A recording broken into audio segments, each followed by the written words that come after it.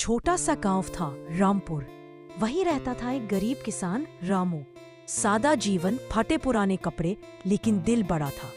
हर सुबह सूरज उगने से पहले ही रामू अपने खेतों में पहुंच जाता, पसीने में भीगता पर मुस्कुराता रहता। उसके पास जमीन तो थी, पर किस्मत हमेशा साथ नहीं देती थी। बारिश कभी ज्यादा, कभी बिल्कुल नहीं, और कर्ज बढ़ता जा रहा था। रामू थका हारा घर लौटता है। पत्नी सीता दरवाजे पर खड़ी होती है। सीता, आज फिर कुछ कमाई नहीं हुई क्या रामू? ना रे सीता, मंडी में दाम ही नहीं मिले।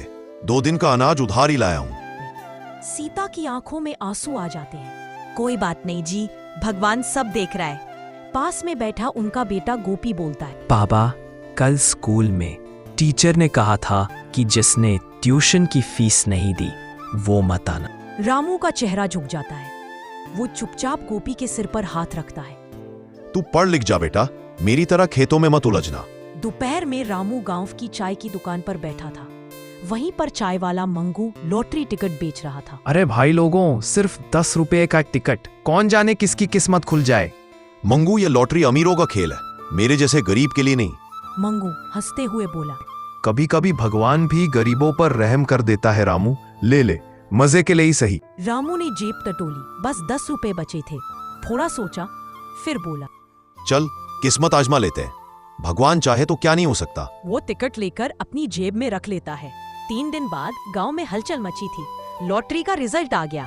रामू ने सुना और भागा चाय की दुकान की ओर। मंगू अखबार लेकर खड़ा था। रामू घबराया हुआ। मंगू, देख तो मेरा नंबर है क्या? मंगू ने अखबार देखा। पहले तो हंसा, फिर अचानक चुप हो गया। मंगू हैरान। अरे रामू, ये तो तेरा नंबर है। रामू की आंखें फटी रह गई। क्या बोले तू? फिर से देख। सही देख रहा हूँ भाई, तू जीत गया 1 करोड़ रुपए की लॉटरी। सन्नाटा छा गया। फिर पूरे गांव में शोर, रामू की लॉटरी लग गई। रामू अब अमीर बन गया। रामू घर पहुंचा तो सीता और गोपी पहले से ही रोते हुए खुश थे।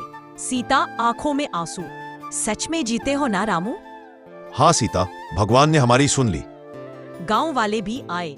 किसी ने मिठाई दी, किसी ने गले लगाया। जो लोग पहले ताने मारते थे, अब वही तारीफों के पुल बांध रहे थे। रामू ने पैसों का इस्तेमाल सोच समझकर किया। सबसे पहले अपने सारे कर्ज चुका दिए, फिर खेतों के लिए नई मशीनें खरीदी, गांव के स्कूल की इमारत ठीक करवाई और एक छोटी सी क्लिनिक बनवाई ताकि कोई बीमार गरीब बिना इलाज के न रहे। गांव के लोग अब रामू को लॉटरी वाला नहीं, दयालु किसान कहने लगे।